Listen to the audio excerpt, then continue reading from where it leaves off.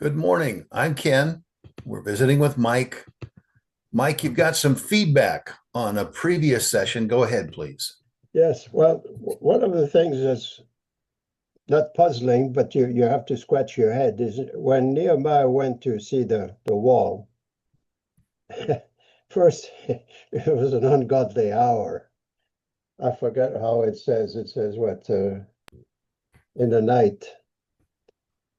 So it wasn't the best time to go and see things.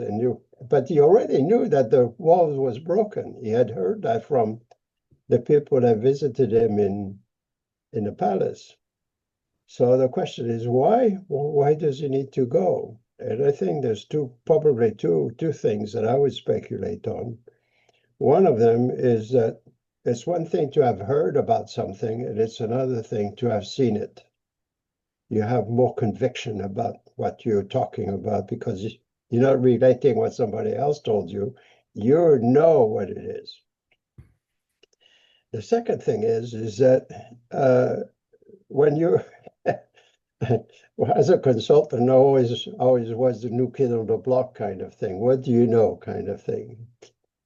So the question then becomes is how would the people react if somebody shows up and starts lecturing them about their situation when he hasn't even footstep in a location? So your credibility is really enhanced when you have first-hand information. So you've got conviction and you've got credibility. The second thing is on the environment. Uh, the people had an experience with Isaiah, not Isaiah, what's his name, Ezra, when they had started to rebuild the temple, and then the neighbors started complaining to the king and said to him, "Hey, do you know those guys? You can't trust them. The first thing you know, they'll rebel against you. You better stop that," which they did. They suspended the rebuilding of the temple. So there's a certain amount of background to the situation that they may or may not all be aware of, but at least it's mentioned in the Bible.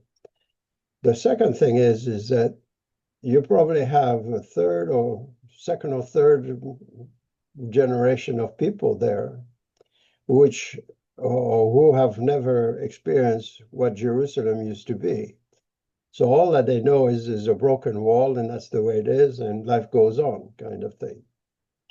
So you've got a whole bunch of different things to cope with, to change the mindset and the expectation, the hopes that people have, because after a while you say, "Oh, that's the way it is. That's the way it is."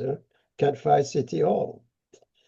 So those would be a few things that I would emphasize, because you've got to really appreciate the environment that you face when you're coming into a new situation. I've been promoted in industry when I was working for a corporation, and there's always people around who feel threatened. Some of the people that feel should have been promoted instead of you. What does he have that I don't have? Or I've got more to offer than he does, and all kinds of things. You got other people who feel threatened because suddenly the things that you're doing may take the spotlight off of them and put it on you, kind of thing. So you've got, all kinds of intrigues that goes on. So it has to be expected. Eunice, in his book on the loaning to the poor and building Grameen Bank to a billion plus kind of entity, was sued by the government for being successful, and they accused them of this and that and other things, which was a lot of nonsense. especially after he had been awarded the Nobel Prize. There's this, the world recognizes and acknowledges your contribution, and they say, okay, we'll sue you. So it can be hazardous to be successful. You're threatening somebody, and that's something to be aware of, to reckon. Anyway, that's one thing. The second thing that I would probably mention today is that the book says that he was in Jerusalem 3 days when he decided to see the wall. And the question is, why 3 days? Why not wait for a while? And the challenge that you have in coming into a new situation is it's a little bit like the frog in the pan. All of us are subject to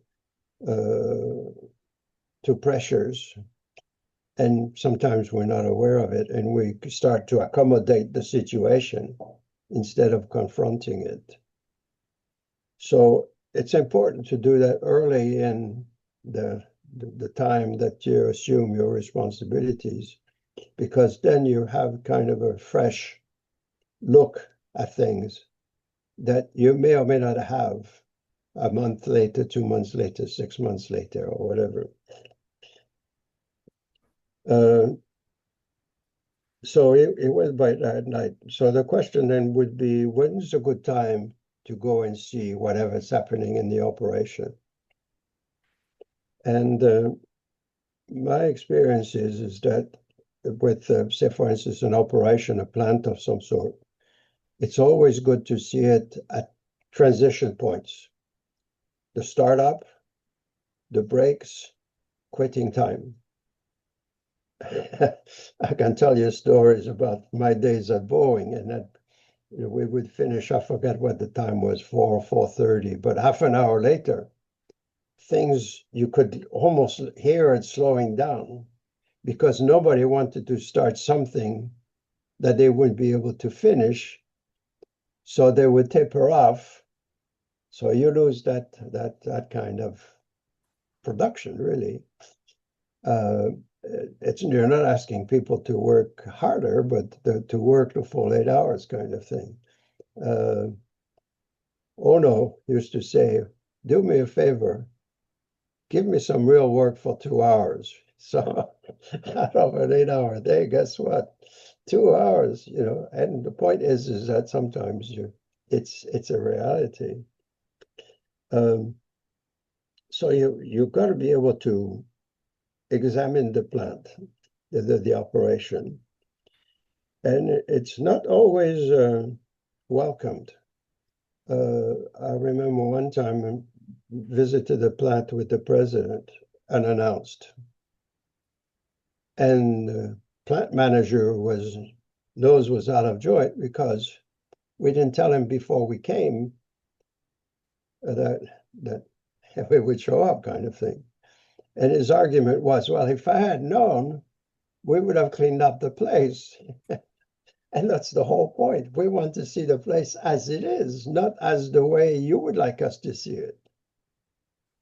So there's a lot of subtleties in that business of visiting an operation, is to really be able to really observe the startup, because the startup can be right away, like I've seen places where the bell rings and everything hums.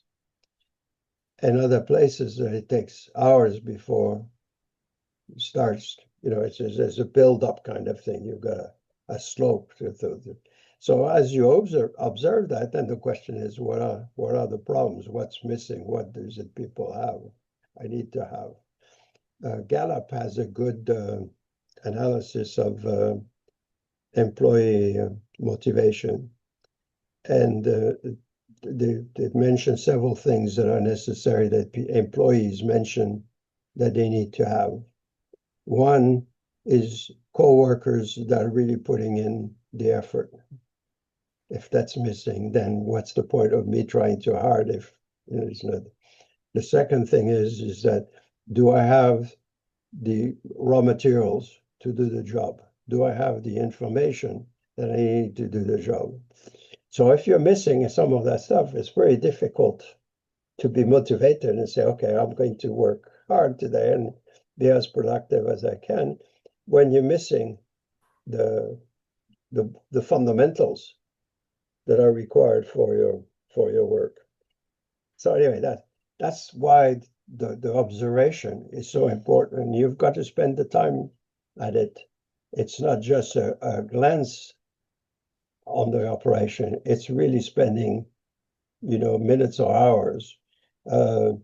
Another story about Ono is one time he's related to drawing a circle on the floor in the factory. And he told the supervisor, you stand there and don't move, with no other explanation. The guy says, okay, he's the boss, what am I going to say? So then he's scratching his head. He says, what am I supposed to do? I'm supposed to probably observe something. What is it that I'm supposed to see? And the point is that Ono was trying to say is you've got to spend the time to look at your operation and really look at the different times where there's a hiccup and what causes the hiccup. So that's why the importance of visual observation and firsthand to be able to confront that. The second thing that I would say I would go is then to start looking at chapter 3. And the wall, I looked up in the different sources, and the wall was supposedly 2.5 miles. So the question is, how do you get organized? The people say, okay, we'll work. How do you organize that? I'm sad that the book doesn't say any details about that, other than to list all the people that have been involved. Because they could have showed up all a mishmash, everybody showing up and waiting for something to happen.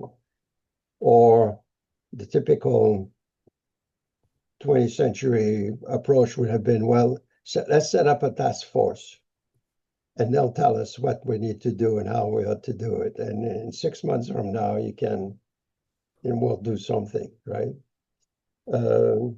Or could have said, okay, now let's find some tradesmen. Let's put an ad in the paper and let's get everybody has the skills to do it. And none of that happened, obviously. And the listing of the people is fascinating. I tried to count all the different names that are listed, and there's at least 50 of them. And it's a litany of things. I won't bore you with reading all of the things, but there are certain things that strikes you. One of them is the first one. It says it's Eliashib, the high priest. Now, why would you list this guy first? He's a big mucky muck. After the governor, he's probably the most important local scene. And he's going to work on the wall. So that sets up kind of a precedent that starts to build the environment, the expectation, the culture. The second thing that's interesting is that they all have different kinds of skills. It mentions about goldsmiths, perfumers, temple servants, priests, it made no difference as to what your background was, your skill or history was. Everybody was up there, including later on in chapter 4, it says, let's see, 5:16, right? It says, I applied myself to the work on this wall, and all my servants were gathered there to work. So not only all the other people, but also Nehemiah. And so you've got that whole bunch of things. And then the second thing is third thing, I guess, is each family has a clear section of the wall. so that it's from an accountability point of view, you can look around you and you can see, oh, Joe over there is slacking, or hey, we better pick up the pace because we're falling behind and those guys are. So the situation being so visible, it creates, I think, a level of expectation. That's my own assessment of why, different sections like that. So everybody is clearly accountable, and the results then are related to those people. Um, Almost out of time, Mike. okay. Do you have any concluding remarks you'd like to make? Well, one example, I'd like to share one example that I had in British Columbia. When I was teaching, we did some consulting work for the greenhouses in the Vancouver area. And those places are acres and acres of tomato plants. And I never knew that tomato plants could grow 15 feet longer than, So what they do is they essentially take the plant and lay down I don't know what you call the stem or whatever, the trunk. And then only the last portion of the plant is vertical. And that's Interesting. where the fruit is. So to be able to do that, as the plant grows, then they have to move it. And they have different people, different skills. Some lay their plant down, some trim the culls and the leaves and whatever else, things that sap and the energy out of the plant. And those go and harvest the tomatoes. When is a tomato red, and it makes a big difference because if they're not right, guess what? It's a reject. So we were talking to them and they said, well, we have a problem and we don't know what we could do. So I said, did you ever consider having teams dedicated to certain sections? Because up to that point, everybody was moving around the whole plant within the acre. So it was very difficult to determine where the performance was good and where the performance was lacking, or who were the people with that. So two other guys said, yeah, we'll do it. One guy said, no way, Jose, I'm not touching that. I said, what for? He said, well, the problem is people will fight and it'll create bad atmosphere. I'd rather suffer the poor performance than to have the people organize in teams. So that was interesting. A year later, when the harvest was done, the question was, okay, what did it show? Well, they didn't increase the tonnage, but the quality of the product greatly increased. The amount of called of stuff or rejects was greatly decreased, which meant a lot more profit for the company for having the teams accountable for what they're doing. Interesting. So that's to reinforce the thing with Nehemiah and this different sections to get people accountable and something that's visible, measured, that will be translated into how we're doing. Because that's what people like to know is, how am I doing? All right. Hey, thank you. This is excellent. Look forward to next visit.